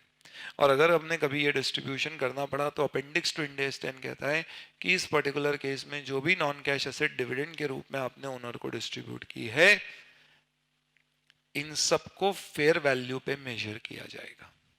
अब इसी बात है, अकाउंटिंग स्टैंडर्ड इस बारे में कोई बात ही नहीं करता था। ध्यान रखना, बिजनेस कॉम्बिनेशंस अगर हो रहे हैं तो फिर उसकी अकाउंटिंग यहाँ पे कवर नहीं होगी, वो बिजनेस कॉम्बिनेशन के आपके इंड AS 103 से रिलेट करेगी। तो this is one particular provision जिसको यहाँ पे डिफरेंस में डाला गया है। ये हमारा एक और इंड AS का डिस्कशन कंप्लीट होता है in comparison with accounting standard. Ind AS 10 events after the reporting period compared with accounting standard for events occurring after the balance sheet date. अब आते हैं अपन इंड AS 11 पे। इंड AS 11 कंस्ट्रक्शन कॉन्ट्रैक्ट जो हमारे accounting standard 7 construction contract से relate करता है। दोस्तों खुशी की बात यह है कि इंड AS 11 और अकाउंटिंग स्टैंडर्ड 7 पर से एज सच अगर आप देखेंगे तो they are one and the same. In fact अगर आप देखोगे तो इनमें एज सच कोई डिफरेंसेस मौजूद ही नहीं है सिवाय सर्विस कंसेशन अरेंजमेंट के। So service concession arrangement is just one thing where there is a major difference between the accounting standard and the Ind AS. Everything else is one and the same. इसके अलावा अगर आप देखोगे difference में तो एक छोटा सा डिफरेंस ये होता है कि अकाउंटिंग स्टैंडर्ड में हम कोई भी कंस्ट्रक्शन कॉन्ट्रैक्ट का रेवेन्यू जो रिकॉर्ड करते हैं वो जितनी कॉन्ट्रैक्ट की प्राइस है उसको रेवेन्यू हम बुक कर लेते हैं। इंड AS बोलता है कि कॉन्ट्रैक्ट की प्राइस अगर कैश के साथ नॉन कैश है तो नॉन कैश को हम फेयर वैल्यू पे मेजर करेंगे, बिग डील। बाकी ऐसा ही दोनों एकदम सेम है, there are absolutely no differences. मैं बस ब्रीफ आपको बता देता हूं कि AS और इंड AS कंस्ट्रक्शन कॉन्ट्रैक्ट के किस बारे में। बेसिकली ये AS इंड AS लगता है कॉन्ट्रैक्टर पे। कॉन्ट्रैक्टर वो आदमी है जो किसी और के बिहाफ पे कंस्ट्रक्शन कर रहा है और बदले में एक फीस सर्विस चार्ज रिकवर कर रहा है। यानी ये AS इंड AS बिल्डर्स पे नहीं लगते जो बिल्डिंग बना बना के खुद के अकाउंट पर उसे बेचते हैं, ये उन ठेकेदारों पे लगते हैं जो बिल्डर्स या किसी थर्ड पार्टी के लिए बिल्डिंग बना के उन्हें देते हैं। यानी ये बिल्डिंग जो बनाई जा रही है कॉन्ट्रैक्टर्स के द्वारा, ये कॉन्ट्रैक्टर की एसेट नहीं है। कॉन्ट्रैक्टर की एसेट वो रिसीवेबल है जो उसे बिल्डर से पैसे के रूप में मिलेगा against the service charge for the work of construction. You should understand accounting standard 7 or Ind AS 11 construction contract do not only talk about contract of construction of real estate property. मैंने furniture construction का contract भी अगर किसी को दिया है तो वो भी उसकी अकाउंटिंग इसमें करेगा। मैंने अगर सॉफ्टवेयर डेवलपमेंट का कॉन्ट्रैक्ट किसी और को दिया है वो भी उसकी अकाउंटिंग इसी में करेगा। यानी अगर रेलवेज अपनी वेबसाइट IRCTC की बनाने के लिए पूरा कॉन्ट्रैक्ट देता है, अगर TCS को और बोलता है आप हमारे लिए ये पूरी साइट कंस्ट्रक्ट करके दो, या इन्फोसिस को बोलता है आप GST का हमारा पूरा पोर्टल हमको बना के दो, हमारे बिहाफ पर आप बनाओगे और बदले में हम आपको 5 करोड़ रुपए एज अ चार्ज पे करेंगे फॉर क्रिएटिंग दिस पोर्टल, ऐसी पर्टिकुलर सिचुएशन में आप इन्फोसिस या TCS को इस इंड AS में कवर कर सकते हो, because they are contractors, they are constructing asset on behalf of government of India. ये वेबसाइट या ये पोर्टल या ये सॉफ्टवेयर गवर्नमेंट ऑफ इंडिया की एसेट माना जाएगा और TCS इन्फोसिस का एसेट सिर्फ जो पैसा गवर्नमेंट ऑफ इंडिया से रिकवर करना है वो है। प्रॉब्लम ये आएगी कि इन्फोसिस को ऑब्वियस सी बात है ये पोर्टल बनाने में कई साल लगेंगे, 2 से 3 साल। तो सवाल ये है कि उसका जो 5 करोड़ का रेवेन्यू है वो कैसे बुक करेगा। इंड AS 18 रेवेन्यू रिकॉग्निशन का सर्विस प्रोवाइडर्स के लिए 2 मेथड अलाउ करता है, परसेंटेज कंप्लीशन मेथड और completed contract method. Completed contract method permitted है नहीं, परसेंटेज ही यूज करना है अनलेस कॉन्ट्रैक्ट डिविजिबल ना हो। वही लॉजिक यहाँ लगाया गया है और बोला गया है कि construction contractor percentage completion method use करेंगे, यानी जितना जितना काम होते जाएगा उतना उतना रेवेन्यू बुक करते जाएंगे, सब्जेक्ट टू सर्टेन एक्सेप्शंस। तो फिर अलग से क्यों इंडेक्स बनाया? क्यों? क्योंकि ऑब्वियस सी बात है, परसेंटेज ऑफ वर्क कंप्लीटेड में परसेंटेज ऑफ वर्क कितना कंप्लीट हुआ है ये निकालने के लिए हमें सबसे ज्यादा मेहनत करना पड़ेगी, और यही मेन फोकस है इंडेक्स 11 का। तो ये बताता है कि परसेंटेज ऑफ वर्क कंप्लीटेड कितना निकालना होगा, कैसे निकालना होगा, उसके अलग अलग मेथड्स हो सकते हैं। आप उन मेथड का प्रयोग करके ये निकालो कि कितना काम हो गया है, और आपका जो टोटल रेवेन्यू है उस रेवेन्यू में आप ये परसेंटेज लगा के इस साल कितना रेवेन्यू रिकॉग्नाइज करना है ये निकाल लीजिए। लेकिन कुछ रेवेन्यू ऐसे हो सकते हैं जो percentage of work completed method के बेसिस पर एज सच रिकॉग्नाइज ना किए जाए या करने की जरूरत ना हो। जैसे कि फॉर एग्जाम्पल कौन से रेवेन्यूज ऐसे हो सकते हैं, जैसे कि इंसेंटिव्स, कि आपको कहा 3 साल में आप पूरा अगर हमें पोर्टल बना के दे दोगे तो हम आपको 3 करोड़ का, 3 लाख का, 30 लाख का इंसेंटिव देंगे। तो ये वाला रेवेन्यू जो इंसेंटिव कंप्लीशन ऑफ वर्क पर मिलने वाला है, ये सिर्फ कब बुक होगा? On completion of work. तो इसके लिए दोस्तों इंडेक्स 11 ने क्या किया, इन्होंने बोला सबसे पहले ये लगेगा कंस्ट्रक्शन कॉन्ट्रैक्टर्स पे। कंस्ट्रक्शन कॉन्ट्रैक्टर अपने हर कॉन्ट्रैक्ट की अकाउंटिंग अलग अलग करेगा, अनलेस वो कॉन्ट्रैक्ट का निगोशिएशन ऑफ प्राइस साथ में हुआ है या फिर वो दोनों एक दूसरे के ऊपर इंटरडिपेंडेंट कॉन्ट्रैक्ट्स हैं।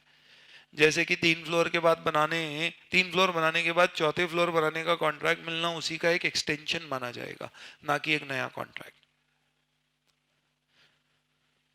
तो सबसे पहले कॉन्ट्रैक्टर्स के ऊपर लगेगा, कॉन्ट्रैक्टर अपने हर कॉन्ट्रैक्ट की अकाउंटिंग अलग अलग करेगा। अकाउंटिंग करने के लिए वो हर साल निकालेगा कितना परसेंटेज ऑफ वर्क कंप्लीट हो गया है, उसके प्रोपोर्शन में वो अपना रेवेन्यू बुक करेगा। रेवेन्यू अलग अलग तरीका होता है, एक बेसिक रेवेन्यू होता है और एक additional revenue. Additional revenue arise होता है बेसिकली, उसे 3 कैटेगरी में बाइफरगेट किया जाता है। एक होता है वेरिएशन, जो बेसिक रेवेन्यू का ही चेंज है, जो स्कोप ऑफ वर्क बढ़ने या कम होने से अपना बेसिक रेवेन्यू बढ़ना या कम होना होता है। एक होता है इंसेंटिव, जो काम पूरा समय पर करने पे दिया जाता है। और एक होता है क्लेम्स, जो रिम्बर्समेंट ऑफ एनी लॉस और एक्सपेंस ऑफ कॉन्ट्रैक्टर है।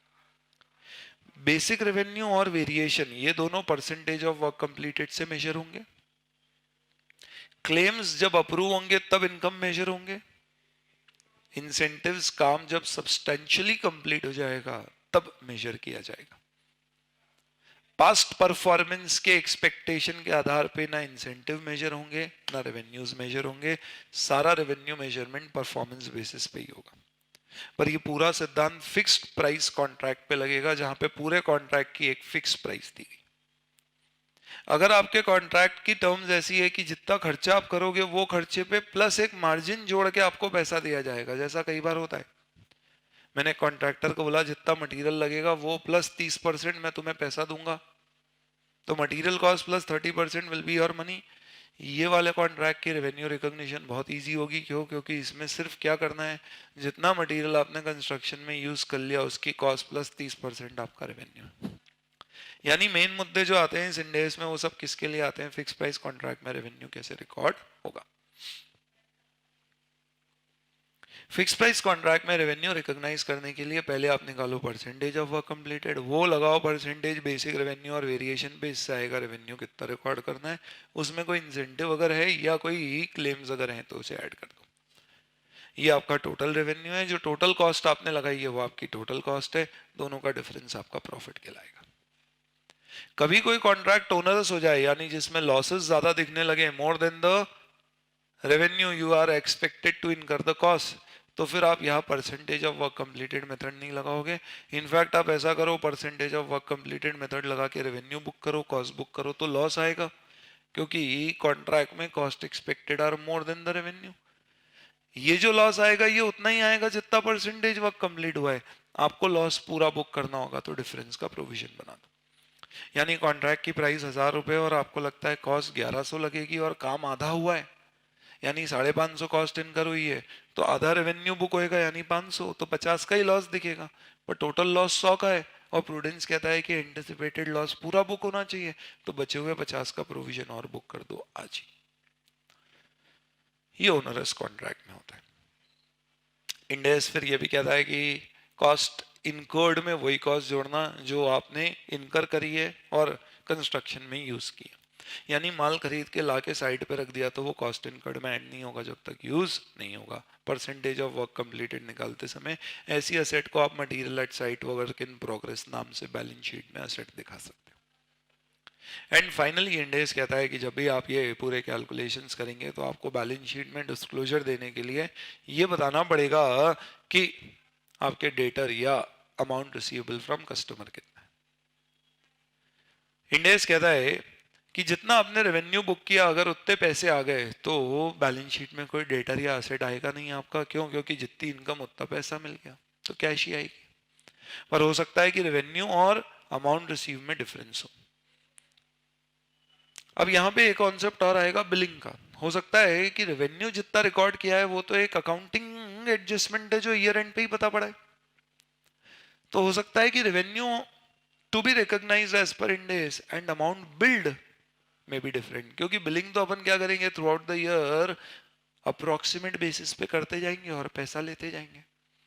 तो ऐसा कहते हैं अमाउंट बिल्ड और रेवेन्यू टू बी रिकॉग्नाइज्ड, इन दोनों के डिफरेंस को ग्रॉस अमाउंट ड्यू टू और फ्रॉम कस्टमर बताएंगे। यानी मेरे revenue recognition principle as per Ind AS से मेरा रेवेन्यू 551 रुपए बुक होना था, पर मैंने बिलिंग 500 की करी तो 51 रुपीज 551 माइनस 500 51 को दिखाएंगे gross amount due from customer.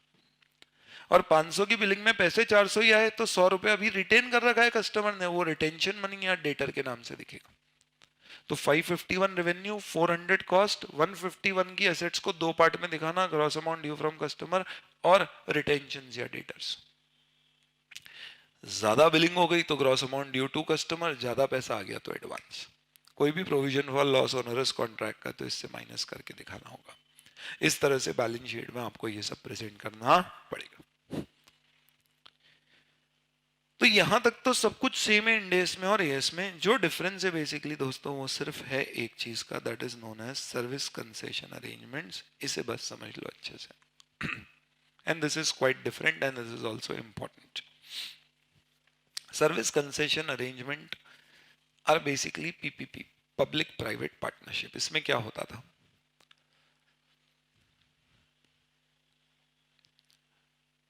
ये जितने भी रोड्स आपने देखा है पूरे भारत में बढ़िया रोड्स बन चुकी हैं। सरकार इतना पैसा कहां से लाई रोड बनाने का, तो सरकार ने कोई पैसा खर्च नहीं किया इसमें और कैश में कमाया ही होगा। खैर सरकार ने सिर्फ क्या किया दोस्तों, कॉन्ट्रैक्ट्स दे दिए। कैसे कॉन्ट्रैक्ट्स? सरकार ने बोला चलो भाई हमें रोड बनाना है, इंदौर से मुंबई रोड बनाना है। कौन बनाएगा? आ जाओ बना दो और ये बता दो कि कितना टोल टैक्स वसूल करोगे। नॉर्मली सरकार टोल टैक्स का अमाउंट फिक्स कर देती है और बोल देती है बताओ कितने सालों तक वसूल करोगे। इसका मतलब सरकार से आपको कोई पैसे नहीं मिलेंगे, रोड बनाने के बदले में आपको जनता जो रोड यूज कर रही हो उससे टोल टैक्स रिकवर करने का राइट मिलेगा।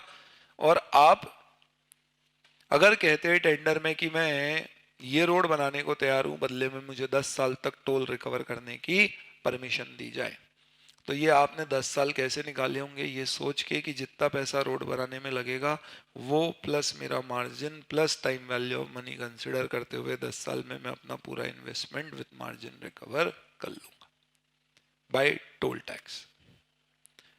तो गवर्नमेंट अपनी जेब से आपको कुछ भी नहीं दे रही है। अकाउंटिंग स्टैंडर्ड में इस अरेंजमेंट को AS 26 इंटेंजिबल एसेट में अकाउंट फॉर करते थे और बोलते थे जितना खर्चा रोड बनाने में करते जा रहे हो यूं समझो कि ये खर्चा आपके लिए एक इंटेंजिबल अंडर डेवलपमेंट है। सर इंटेंजिबल अंडर डेवलपमेंट कैसे? ये तो CWIP होगा और जब रोड बन जाएगी तो हम बुक्स में फिक्स एसेट यानी टेंजिबल एसेट दिखाएंगे। नहीं, आप अपनी बुक्स में टेंजिबल एसेट रोड नहीं दिखा सकते। क्यों? क्योंकि रोड आपकी एसेट है ही नहीं, road is the property of the government. आप ऐसा नहीं बोल सकते कि यार अपने भाई की शादी है तो एक दिन रोड बंद कर दो, बारात यहीं नाचेगी। टोल भी नहीं वसूलेंगे, रोड अपन ने बनाई अपन यूज करेंगे, नहीं चलेगा। रोड तो रोज चलेगी, आपके पास सिर्फ रोड पे टोल यूज या रिकवर करने का अधिकार है, रोड आपकी नहीं है। तो you only have the right to operate the road, जैसे बिल्ड ऑपरेट ट्रांसफर या build operate lease transfer projects भी कहा जाता है। You have the right to operate the road and collect toll tax but you don't have the right on the road. तो AS कहता था कि आप इसे इंटेंजिबल एसेट से ये खर्चा बुक करते जाओ, यानी आप दिखाओ इंटेंजिबल अंडर डेवलपमेंट, जब रोड पूरी बन जाए तो इंटेंजिबल एसेट दिखा देना, जो टोल वसूलोगे उसे इनकम दिखाते जाना, और ये जो आपने बुक्स में इंटेंजिबल एसेट दिखाया है किस नाम से, टोल मोटरवे राइट्स के नाम से दिखता था ये, इसे आप over the term of the contract जब आप टोल टैक्स रिकवर करने वाले हो उस टर्म में अमोर्टाइज करना। और शेड्यूल 2 स्पेसिफिकली बोलता था, शेड्यूल 2 सिर्फ इस एक इंटेंजिबल एसेट की अमोर्टाइजेशन की अकाउंटिंग बताता था। वो कहता था कि यहाँ पे आपको रेवेन्यू के प्रोपोर्शन में अमोर्टाइज करना होगा, यानी आप सोचो 10 साल में कितना टोल रिकवर करोगे, उस प्रोपोर्शन में आपने जो सड़क बनाने की कॉस्ट को टोल मोटरवे राइट्स के नाम से दिखाया है उस प्रोपोर्शन में आप उसे खर्चा बुक करोगे, यानी रेवेन्यू बेस्ड अमोर्टाइजेशन होता था, जो इंडेस में परमिटेड ही नहीं है। इंडेस बोलता है रेवेन्यू के प्रोपोर्शन में कभी अमोर्टाइजेशन नहीं होगा unless revenue itself depicts the pattern of consumption of future economic benefits from the asset. यानी इंडेस में रेवेन्यू बेस्ड अलाउड ही नहीं है, पर एएस बोलता था इस केस में रेवेन्यू बेस ही करना होगा। ये तो हो गया एएस। अब इंडेस क्या बोलता है, एकदम अलग अकाउंटिंग है, ध्यान से सुन लो फटाफट। पहला, इंडेस बोलता है कि सबसे पहले आप जो खर्चा कर रहे हो रोड बनाने का, ये आपका खर्चा कॉस्ट है, और इस कॉस्ट के अगेंस्ट में जो आपको सरकार से अगर कोई पैसा मिलने वाला है, अगर कुछ मिलने वाला है, प्लस जो आपको टोल मोटरवे राइट मिल रहा है, 10 साल तक टोल टैक्स करने का अधिकार मिल रहा है, इसकी आप एक फेयर वैल्यू एस्टिमेट करो क्या होगी कि भाई 10 साल तक किसी को अगर आप ये राइट दे देते तो वो आपको आज कितने पैसे देता उसके। ये आपका कंसिडरेशन है रोड बनाने का, और ये एक कंस्ट्रक्शन कॉन्ट्रैक्ट है। तो जैसे अपन कंस्ट्रक्शन कॉन्ट्रैक्ट करते समय खर्चों को वो पीएनएल में एक्सपेंस बुक करते हैं, रोड बनाने के खर्चे इंटेंजिबल अंडर डेवलपमेंट में कैपिटलाइज ना होकर पीएनएल में खर्चे बुक होंगे। और एक साल के अंत में सपोज 50% रोड बन गई तो दूसरी तरफ हम 50% रेवेन्यू रिकॉर्ड करेंगे। What will be the revenue, revenue will be equal to financial asset की प्रेजेंट वैल्यू, यानी अगर कोई कैश मिलना है सरकार से तो उसकी present value, plus fair value of toll motorway right, वो जो इंटेंजिबल एसेट आपका है, राइट है आपका जो टोल टैक्स रिकवर करने का, उसकी जो फेयर वैल्यू है वो, माइनस अगर इन दोनों में कोई ऐसी भी प्राइस शामिल है जो आपकी post completion of road maintenance of road से रिलेटेड है, तो उसकी कंसिडरेशन, उसकी वर्थ माइनस कर दो। ये नेट वो पैसा है जो आपको रोड बनाने के लिए मिला है, या ये नेट वो वर्थ है जो आपको रोड बनाने के बनिस्पत मिल रही है। यानी आपकी अकाउंटिंग किस तरह से होगी, you will have to while you are doing your accounting basically do what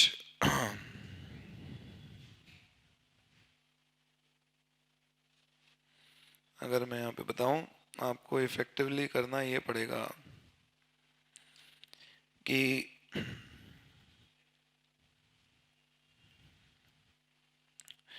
pre construction period, in fact construction complete होने से पहले और उसके बाद,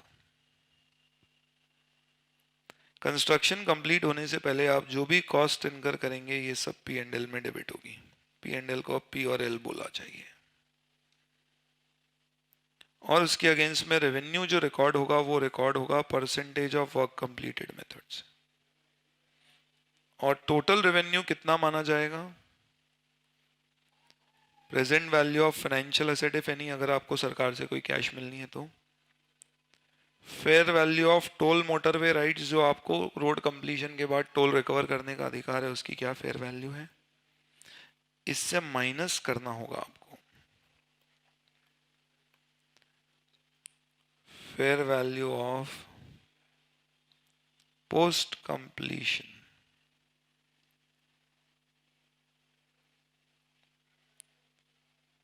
मेंटेनेंस कॉन्ट्रैक्ट प्राइस। अगर आपको जो टोल मोटरवे राइट दिया गया उसके अगेंस्ट में आपके एक ऑब्लिगेशन ये भी है कि आप रोड को मेंटेन करोगे, तो वो मेंटेनेंस कॉन्ट्रैक्ट की क्या फेयर वैल्यू होती है ये माइनस कर दो, क्योंकि ये आपकी इनकम कब की है, मेंटेनेंस से रिलेटेड। बचा हुआ आपको जो भी अधिकार मिल रहा है वो क्यों मिल रहा है, रोड बनाने से रिलेटेड। तो ये आपका टोटल रेवेन्यू है। टोटल रेवेन्यू में आप परसेंटेज ऑफ वर्क कंप्लीटेड करके आप रेवेन्यू बुक करते जाएंगे। यानी जिस दिन आपकी रोड कंप्लीट हो जाएगी उस दिन आपकी बुक्स में पूरा खर्चा P&L में डेबिट हो जाएगा, और आपकी बुक्स में एक फाइनेंशियल एसेट जो रिसीवेबल है वो आएगा, और दूसरा fair value of toll motorway right less any post maintenance cost की जो फेयर वैल्यू है ये आपकी बुक्स में इंटेंजिबल एसेट दिखेगा। आफ्टर कंप्लीशन, एक बार आपका कंस्ट्रक्शन कंप्लीट हो गया उसके बाद इसकी अकाउंटिंग इंड एज 109 में एज अ फाइनेंशियल एसेट करिएगा, और ये जो fair value of toll motorway rights आपने बुक किया है इसकी अकाउंटिंग अब आप एज एन इंटेंजिबल एसेट करेंगे अंडर इंड एज 38। और इंड एज 38 में इसकी अकाउंटिंग क्या होगी, तो पोस्ट पीरियड की अकाउंटिंग में दो इफेक्ट आएंगे। सबसे पहले आप इसे अमोर्टाइज करोगे,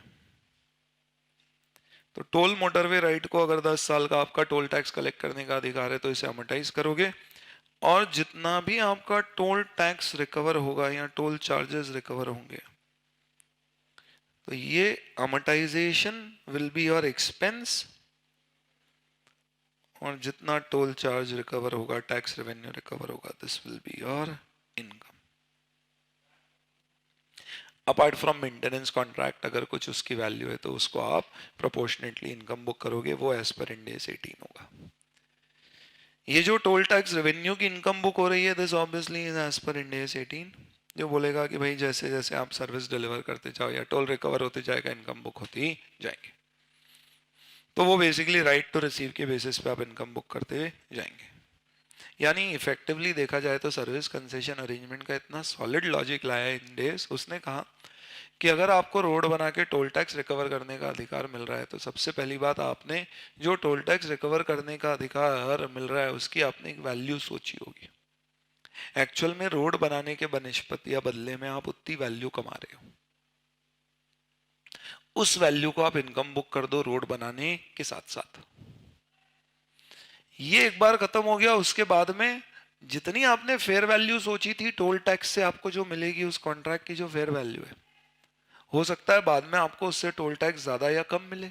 अगर ये ज्यादा या कम मिलता है तो ये आपका profit is not due to construction activity, this is due to your subsequent operation of toll motorway right, toll motorways. तो इसलिए अब आप एक काम करो, कंस्ट्रक्शन का revenue is equal to the fair value of toll motorway right plus any financial asset यानी cash receivable अगर कुछ अलग से तो, और कंस्ट्रक्शन के साथ साथ इसे इनकम बुक करके प्रॉफिट लॉस बुक करके खत्म कर दो।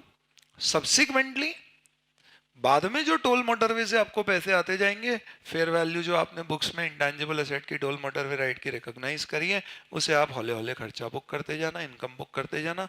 जो सोचा था अगर वैसा ही चलेगा तो प्रॉफिट लॉस कुछ नहीं आएगा, ज्यादा पैसा मिल गया तो प्रॉफिट आएगा, कम आया तो लॉस आएगा। ये सब टोल मोटरवे ऑपरेट करने से रिलेटेड। इससे इनकम टैक्स में भी इफेक्ट ये होगा कि पहले आपका पूरा इनकम असेस होके कंस्ट्रक्शन पीरियड में एक बार टैक्स हो जाएगी, बाद में आपकी income expense will only be your difference of toll motorway revenue recovered and the depreciation amortisation of toll motorway rights assets. पहले क्या होता था दोस्तों, एएस में रेवेन्यू कब बुक होता था, जैसे टोल मोटरवे राइट्स के अपने को पैसे मिलते थे, जबकि काम पूरा शुरू में ही कंप्लीट हो गया। तो इनकम टैक्स भी कब टैक्स कर पाते थे अपन, जब टोल मोटरवे राइट्स मिलती थी। अब इनकम टैक्स भी इस तरह के ट्रीटमेंट से ज्यादा खुश रहेगा। यही ट्रीटमेंट दोस्तों यूजुअली यूज किया जाता है for now after India is coming into picture. This is the treatment which is going to be used for toll motorway rights or any kind of service concession arrangement. Service concession arrangement का मतलब है एक grantor है जो आपको grant कर रहा है कोई काम करने के लिए, और आप बेसिकली परफॉर्मर डूअर हो, कॉन्ट्रैक्टर जो उसके बिहाफ पे वो काम कर रहे हो। असेट जो बना रहे हो किसी और के बिहाफ पे बना रहे हो, पर इस कॉन्ट्रैक्ट में असेट बनाने के साथ साथ उस असेट को सर्विस करने का भी कॉन्ट्रैक्ट है, इसलिए it is a service concession arrangement. Service concession arrangement इसलिए बोलते हैं क्यों, क्योंकि हम कहते हैं कि आप हमें क्या सर्विस दे रहे हो, basically we are giving you वो सर्विस फॉर कंस्ट्रक्शन, बदले में आपको राइट हम क्या दे रहे हैं, पैसे नहीं दे रहे हैं, हम आपको बेसिकली राइट दे रहे हैं कि आप क्या कर सकते हो, आप इसके अगेंस्ट में सर्विस देने का पैसा रिकवर कर सकते हो। यानी कि यूँ दे दो कि सर्विस की वैल्यू जो है उसमें हम कंसेशन दे रहे हैं, जो टोल टैक्स सरकार को मिलना था वो सरकार लेने की बजाय आपको दे रही है, या उसका एक परसेंटेज आपको दे रही है, यानी वो कंसेशन आपको आपकी सर्विस के बदले में दिया जा रहा है. Anyways, that's just a literally term. This is the way you will do the accounting. Just to clarify it quickly, pre construction में जर्नल एंट्रीज कैसी होना चाहिए उससे अच्छे समझ में आ जाएगा. खर्चा करते समय P&L टू कैश, यानी expense to cash and P&L to expense. Year end पे रेवेन्यू बुक करते समय आप डेबिट करोगे grantor, grantor debit to revenue. Grantor से आपको पैसे मिलना है क्या? नहीं. तो एक्चुअल में ग्रांटर को डेबिट करने की बजाय आप क्या डेबिट करोगे? Intangible under development to revenue. जब आपकी रोड कंप्लीट हो जाएगी तो रेवेन्यू पूरा बुक हो जाएगा, कॉस्ट पूरी लग जाएगी, और आपका intangible asset under development toll motorway right पूरा कंप्लीट हो जाएगा. ये टोल मोटरवे राइट जिस दिन आपकी रोड कंप्लीट हो गई उस दिन के बाद से अमोर्टाइज होगा. अमोर्टाइजेशन यानी P&L debit to toll motorway rights intangible asset. ये अमोर्टाइजेशन रेवेन्यू के प्रोपोर्शन में नहीं होगा, कोई लॉजिकल बेसिस पे होगा, मे बी SLM, और इसके अगेंस्ट में आपको जो जो टोल मोटरवे का राइट मिलेगा उसकी इनकम को आप कैश टू रेवेन्यू बुक करोगे. This is the way you will have to account for service concession arrangement. This is the only thing which is different as such in Ind AS, apart from the difference of fact कि Ind AS specifically बोलता है consideration should be recognised at fair value of the consideration which is received. तो measure changes quickly अगर अपन देख लें तो क्या दिए गए हैं. सबसे पहला फेयर वैल्यू जो मैंने अभी आपको बताया, दूसरा सर्विस कंसेशन अरेंजमेंट्स की बात, तीसरा एक छोटा सा अनइम्पॉर्टेंट डिस्कशन है. बोरोइंग कॉस्ट को अकाउंटिंग स्टैंडर्ड्स 7 स्पेसिफिकली बोलता है कि कंस्ट्रक्शन कॉस्ट में बोरोइंग कॉस्ट अगर as per AS 16 qualifying asset की डेफिनेशन मीट करता है कंस्ट्रक्शन कॉन्ट्रैक्ट, तो कंस्ट्रक्शन कॉस्ट में बोरोइंग कॉस्ट को शामिल किया जाएगा. इंड एस ऐसा स्पेसिफिकली नहीं बोलता है, पर ट्रीटमेंट इंड एस में भी हम वैसा ही करते हैं. चलिए, तो this covers up our discussion till Ind AS 11. So this also covers up one more part of our discussion जिसमें पहले हमने 1 to 7 और आज हमने 8, 10 और 11 ये तीन इंड एस का कंपैरिजन कवर किया. Thank you and thank you for watching and please give your comments and feedback in the comments box.